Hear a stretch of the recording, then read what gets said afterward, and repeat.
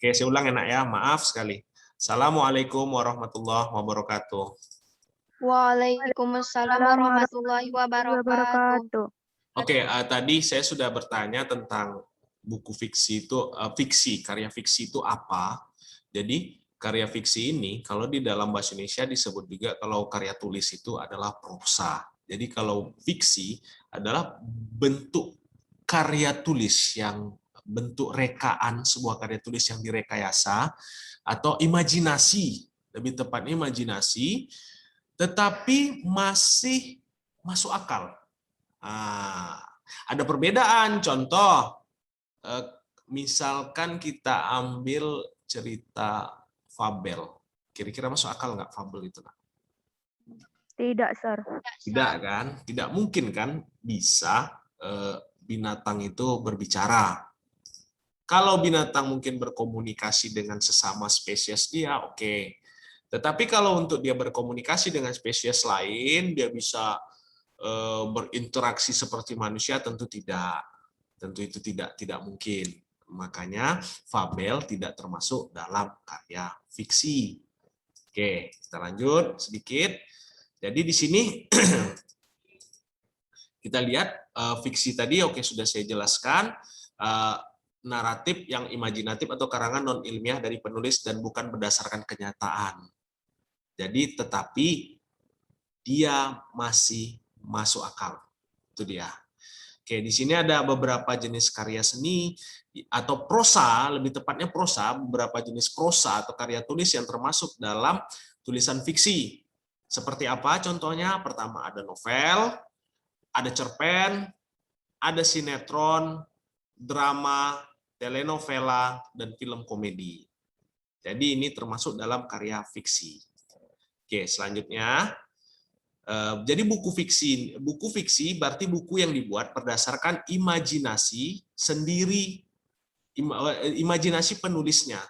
Jadi di sini nih tentu seorang penulis dia akan membayangkan atau dia mendapatkan inspirasi setelah dengan apa yang dia lihat sehingga dia tuliskan dalam bentuk tulisan yang berdasarkan khayalan, sehingga apa yang dituliskan oleh pengarang atau penulis tadi bersifat imajinatif seperti novel, kumpulan cerpen, kumpulan puisi, dan naskah drama. Oke, untuk novel ada yang berdasarkan kisah nyata dan ada juga yang berdasarkan rekaan. Ada lagi buku tadi namanya biografi. Seperti itu. Kalau biografi dia tidak bisa dikatakan fiksi. Dia tuh non fiksi itu. Dia jelas ada dapat dibuktikan kebenarannya. Nah, karena dia kalau biografi menceritakan tentang kehidupan dari salah seorang. Kalau dia menulis cerita tentang hidupnya berarti namanya autobiografi. Jadi di sini unsur karya fiksi dan non-fiksi itu tentu ada dua. Pertama, unsur intrinsik dan ekstrinsik. Oke, kita lanjut.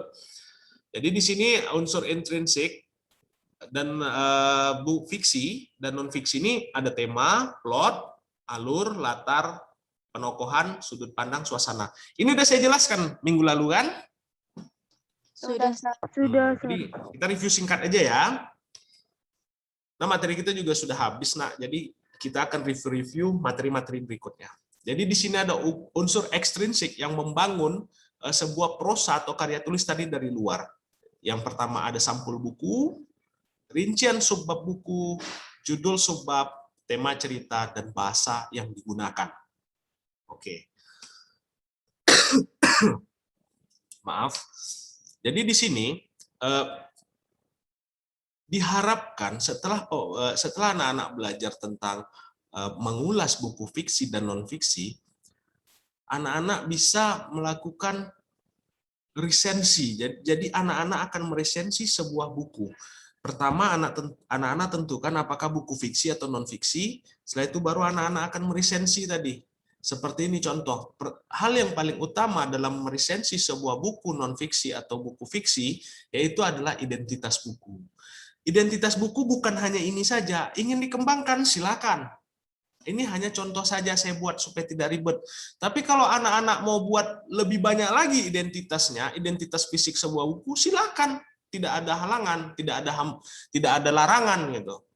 Jadi pertama judul, penulis, penerbit, tahun terbit, tebal halaman, warna cover, gambar cover, kualitas kertas, warna kertas itu terserah. Namanya identitas. Ingat, identitas di sini adalah fisik dari buku. Paham? Paham, Sir. Oke, identitas itu fisik ya. Oke. Yang kedua yaitu sinopsis. Sinopsis ini menceritakan secara singkat apa yang ada di dalam konten atau isi dari sebuah buku. Kita contohkan novel, berarti cerita novel tadi kita jelaskan secara singkat, secara ringkas, poin-poin pentingnya saja. Tetapi pilih poin-poin yang benar-benar menarik untuk pembaca, sehingga orang-orang itu tertarik gitu untuk membaca buku yang telah kita resensi. Sebelumnya sudah ada saya ajarkan materi resensi kan? Ada nggak? Atau di kelas 11 ya?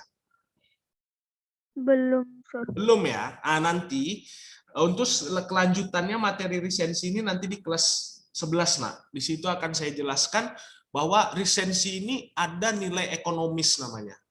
Nilai ekonomis dari sebuah resensi buku. Itu nanti di kelas 11. Oke, kita lanjut. Kita lanjut.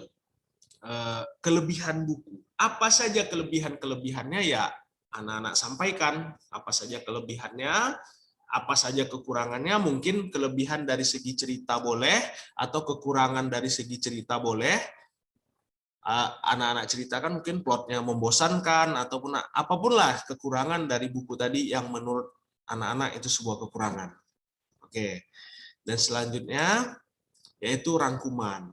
Maka anak buatlah rangkuman tadi berdasarkan dari unsur-unsur yang boleh anak buat itu dari subbabnya silakan. Oke, ada pertanyaan nggak mengenai buku fiksi dan non fiksi ini? Tidak? Tidak ada, Sir. Oke, kita lanjut ya ke materi berikutnya. Yaitu sebentar ya. Kita akan masuk materi namanya itu observasi. Sudah belajar? Sudah belajar observasi? Sudah Sudah ya? Oke. Kita lihat observasi itu untuk mengingat-ingat kembali. Namanya review. Apa observasi itu, Nak? Coba dulu. Pengamatan, Sir. Oke, pengamatan. Terus, ada lagi? Mengamati secara menyeluruh. Oke, ini saya akan memberikan salah satu teks observasi, nanti bisa kita ambil kesimpulan dari situ. Oke, lihat ya, untuk peta konsep pembelajaran tentu isi laporan hasil observasi ini ada isi laporan hasil, struktur bagaimana struktur dari laporan hasil observasi. Halo, putus tadi anak ya? Iya, Sir. Maaf ya jaringannya, Nak. Oke, saya bingung juga kok putus gitu. Maaf ya, kita ulang lagi anak ya. Oke, anak-anak bisa lihat dulu, ini ada teks. Bisa dilihat? Bisa, Sir. Bisa, Sir. Jadi di sini pembelajaran pada masa COVID-19. Saat ini, dunia pendidikan tengah menghadapi masalah yang cukup sulit. Di antaranya, kurikulum 2013 belum dipahami sepenuhnya. Tambahan lagi, konsep Menteri Pendidikan yang baru, Nadiem Makarim, tentang Indonesia Merdeka Belajar. Kemudian muncul lagi kurikulum penyederhanaan dalam kondisi darurat.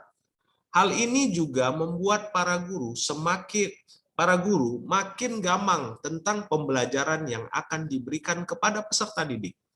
Permasalahan-permasalahan tersebut merupakan tantangan bagi para guru untuk meningkatkan mutu pendidikan di Indonesia.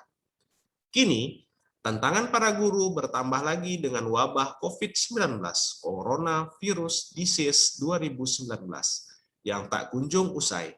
COVID-19 merupakan bencana nasional yang telah ditetapkan oleh pemerintah karena penyebaran virusnya sangat cepat dan menyebabkan kematian. Pemerintah berusaha menghambat penyebaran COVID ini dengan menghimbau masyarakat untuk melakukan physical distancing serta bekerja, belajar, dan beribadah dari rumah.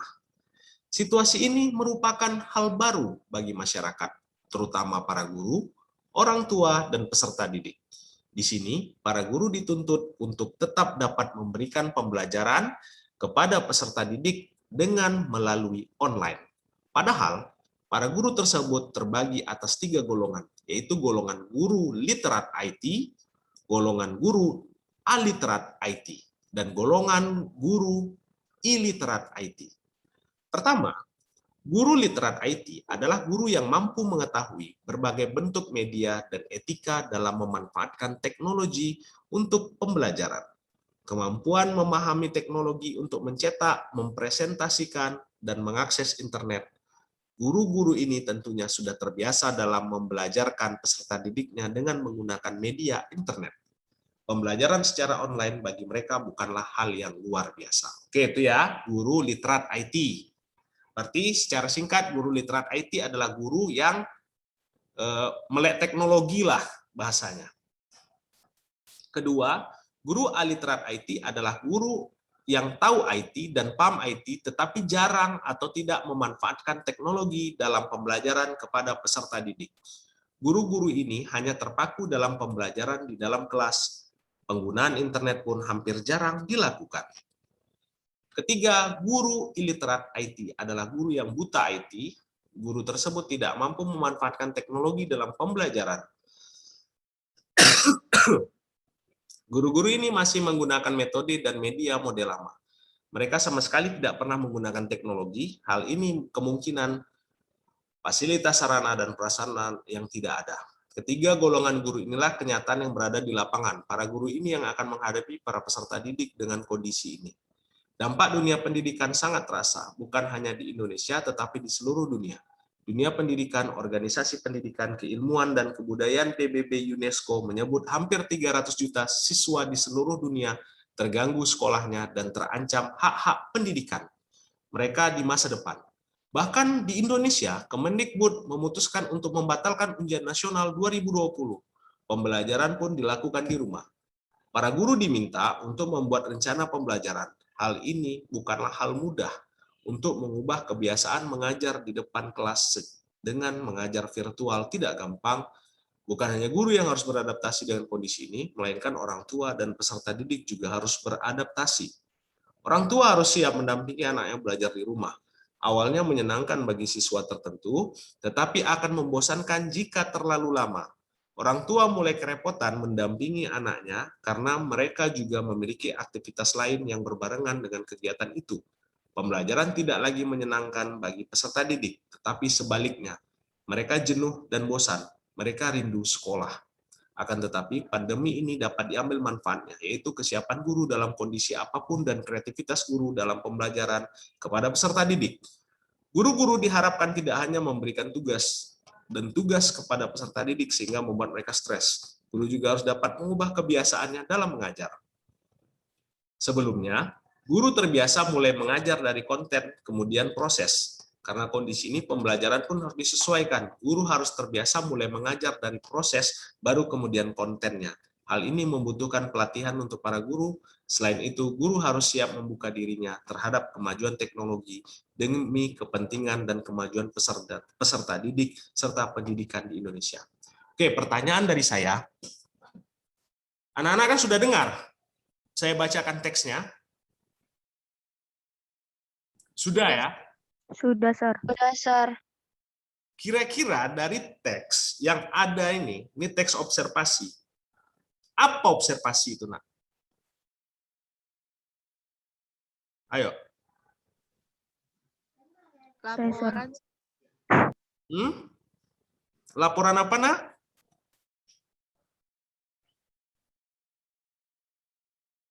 Laporan hasil Pengamatan, Sir. Oke, laporan hasil pengamatan. Kira-kira yang dikatakan di dalam teks ini fakta atau opini? Fakta, Sir. Fakta, ada, opini pun ada. Observasi itu secara ringkasnya lah kalau kita pahami, yaitu teks laporan hasil pengamatan. Jadi di dalam teks observasi ini ada juga diselipkan opini kita, tetapi berdasarkan fakta yang kita temui. Tidak bisa hanya berdasarkan opini tanpa fakta yang mendukung.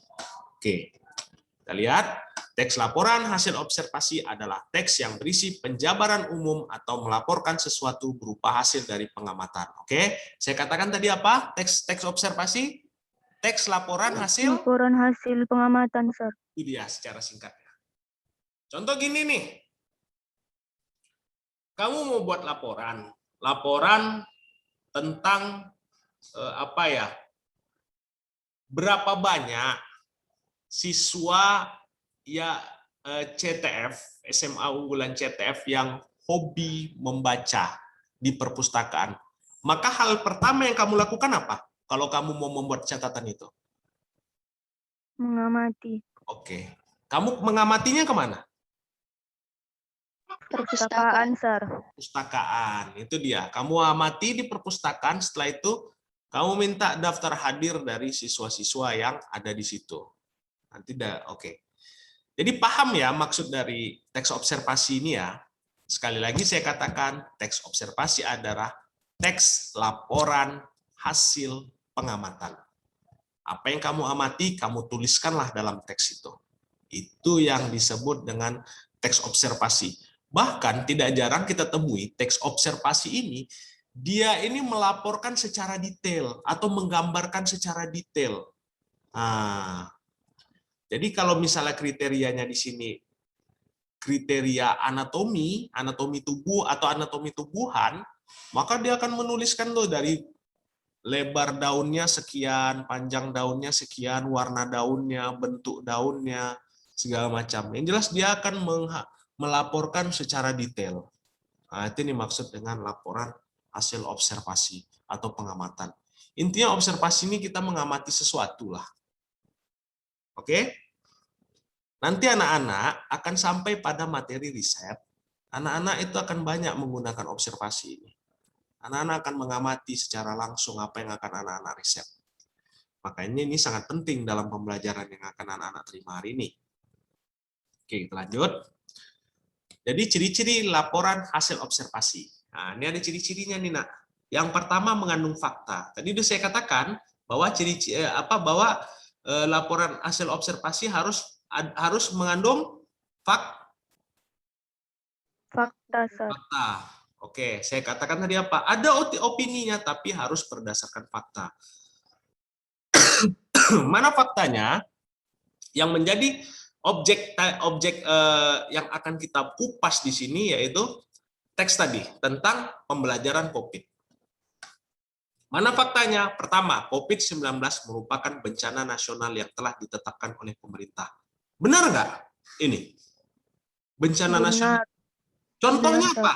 Kenapa kok kamu bisa katakan ini benar, Nak? Karena menyeluruh, Sir. Nggak di suatu daerah aja, Sir. Oke, karena menyeluruh, tidak dalam satu daerah, bahkan global, dunia. Tetapi kalau untuk di Indonesia, mengapa dikatakan bencana nasional? Satu, adanya himbauan-himbauan pemerintah, social distancing, pernah dengar? Yes, Sir. Pernah, Sir. Pakai masker, cuci tangan, ya tahu ya?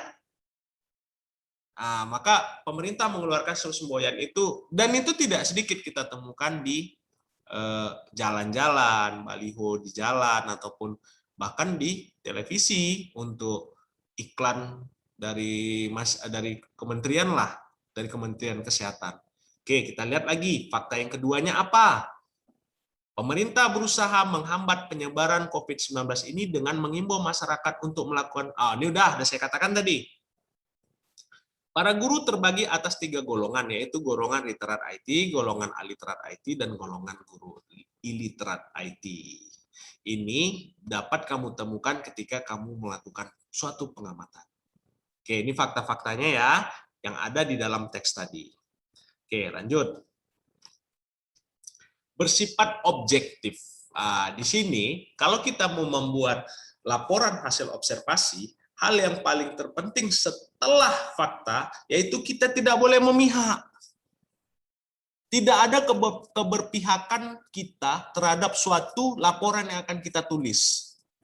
Misalnya, kita mau buat laporan tadi tentang apa tadi yang saya katakan tadi, perpustakaan, karena kita berteman akrab dengan penjaga pustaka supaya dia terlihat bagus, maka kita laporkan yang bagus-bagus. Sementara faktanya tidak seperti itu.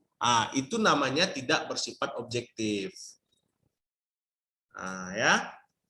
Contoh nih, kan tidak ada yang ditutupi terhadap, yang jelas fakta-fakta atau hasil yang kita amati tidak boleh ada yang kita tutupi, walaupun itu fakta yang baik dan fakta yang buruk tetap kita jabarkan.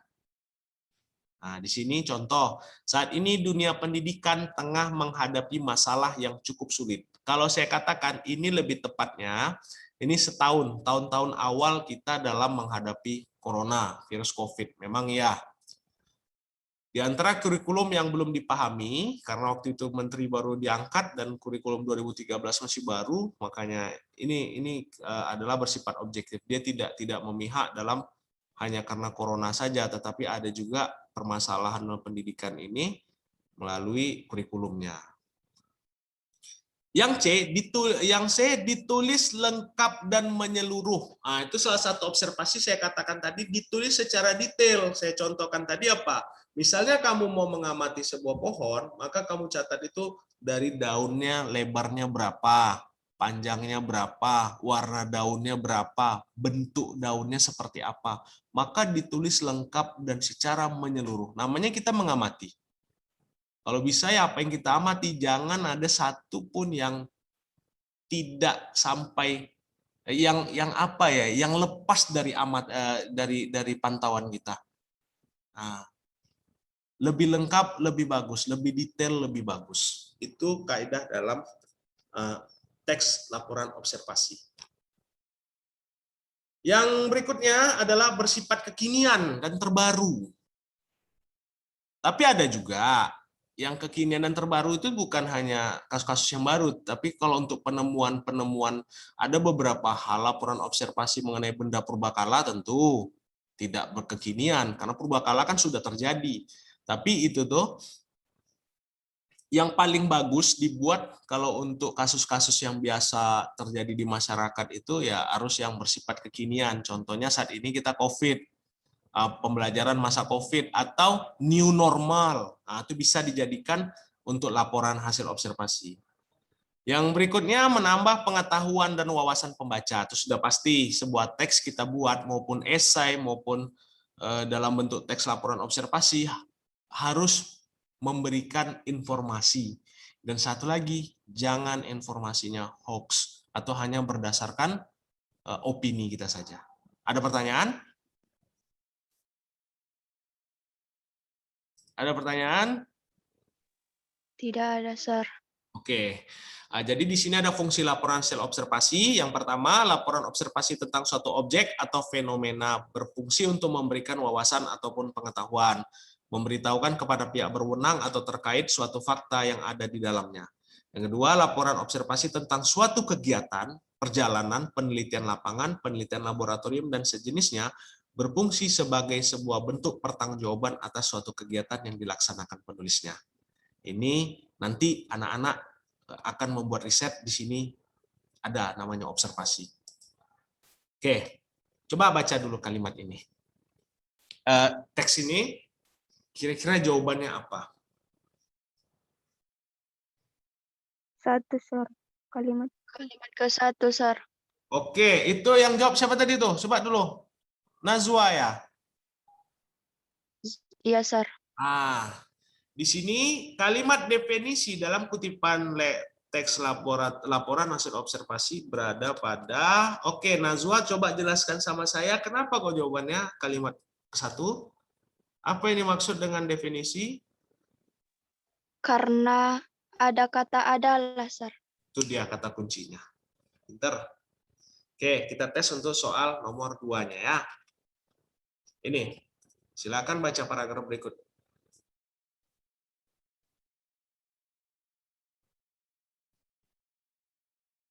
Ini adalah teks laporan hasil observasi tentang burung. Coba lihat dulu. Sir. Apa? Sir. Siapa itu yang jawab? Nadia, Sir. Oke, Nadia. Jawabannya ciri-ciri pelikan. Mengapa, Nadia? Coba jelaskan sama saya. Kenapa kok jawabannya E? Karena di teksnya dijelaskan tentang ukuran tubuhnya, Sir. Oke. Oke, lihat ya. Benar. Kenapa ciri-ciri burung pelikan? Salah satunya ini, Nak, ya. Lihat. Paruhnya. Ini ya. Paruhnya meruncing panjang lebih 30 cm. Bengkok bentuk kait pada paruh. Dia jelaskan bentuknya kan sampai tenggorokan. Kulit elastis. Untuk menangkap ikan, kakinya pendek, jari-jarinya terdapat selaput. Panjang tubuh mencapai 1,5 meter, bentangan sayap 1,8 meter sampai 2,7 meter. Maka ini lebih tepat disebut ciri-ciri Pelikan, Sir. Oke, paham ya? Paham nggak nih? Paham, Sir. Sir. Oke, Sir. baiklah anak-anak. Sampai di sini dulu pembelajaran kita. Lebih dan kurang. Gini, Nak, ya. Tolong nanti dikerjakan lagi psikologinya ya, Nak, ya. Psikologinya tolong dikerjakan, diselesaikan. Biar saya bisa rekap nilai terkadang. Assalamualaikum warahmatullahi wabarakatuh. Terima kasih, Sir. Sama-sama, Nak.